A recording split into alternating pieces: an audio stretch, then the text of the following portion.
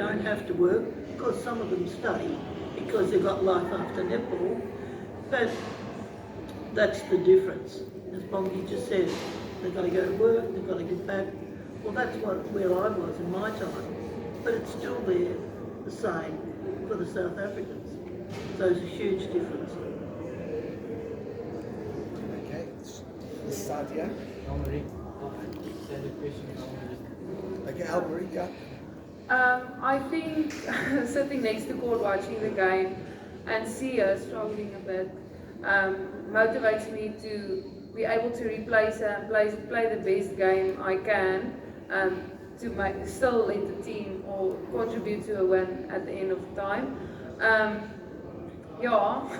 a bit stressed standing there next to court, but when I step onto court, the nerves calm and then I just play my own game. Okay, over here. Coach, or maybe one of the players can also answer. Some players from different countries have complained about the intensity of the schedule of playing 6 games straight at the highest level. Have you found that to be a challenge as well? And the players, have you been able to keep up with the scheduling? And is that perhaps maybe some of the reasons why we see a drop and a slow start in some of the games?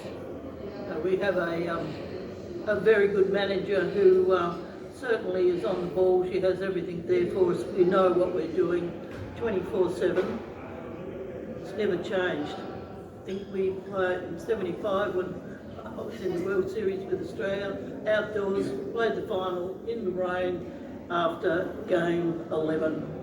So on asphalt. So, it hasn't changed.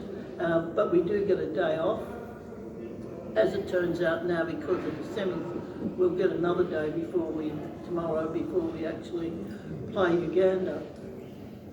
But that's the nature of the beast at the moment.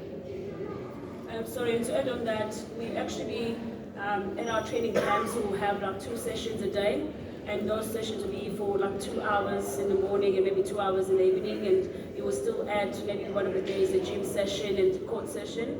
And I think having to come here for one day and play a match, it's probably that prepares us better for just 1 hour match if you actually really had a good time to prepare. But yeah, it is tough. But I think it's something that can be manageable to think that we have 12 players obviously in the team that can obviously alternate. Coach Norma over on the right, your right. Just wait. I'm sorry about this, but And then also Afrikaans for all Afrikaans media. Sure, there we are. I can go. I thought of Just coach, you talk a lot about the players, the difference between playing in South Africa and in Africa versus in Australia, New Zealand, England. Just for you as a coach, how different is it coaching in Africa versus coaching everywhere else? I've never changed my style. When Blanche Delaguru asked me to come and coach the team at the time, I thought, well, why not? I'd love to give back. And that's something I must admit I'm doing all the time.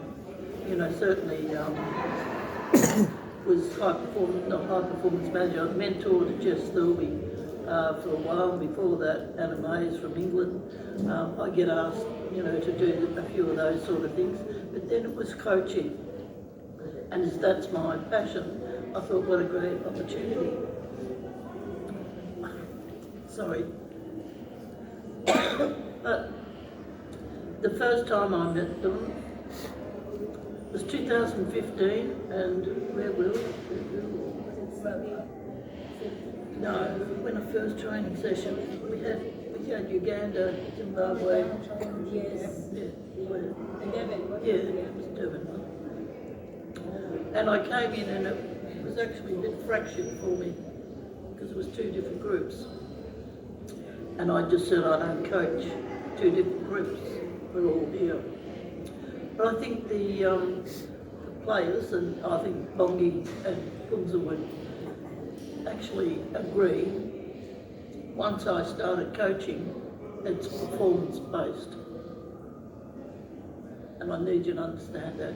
So, first game, I take off the captain, who's the goal attack, Moreira because she was not playing well. But nobody told me she was sick. But they feel they have to have the captain on the court. You never lose a game for your team because one player is not coping. Didn't mean that she didn't play the next day when she was better. So the girls actually started to realise this wasn't about anything colour or anything like that. This was literally performance-based. Have never changed it, and I think they all understand they're getting equal opportunity on everything we do. Specialist work, specialist shooting, specialist defence and centre court, it's all shared equal for the whole squad. The more we can bring in, the better when I see good talent. We took 3 from the President's 12 that weren't actually in the squad. We brought them in so they'd work with us.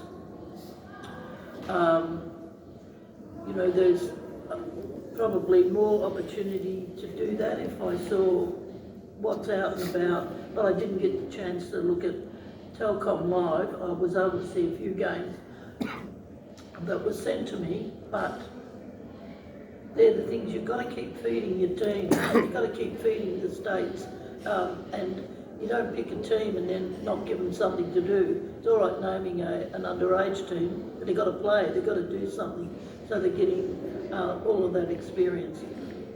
So I think the girls would be the ones that would answer that question, because I said I think our relationships are fantastic.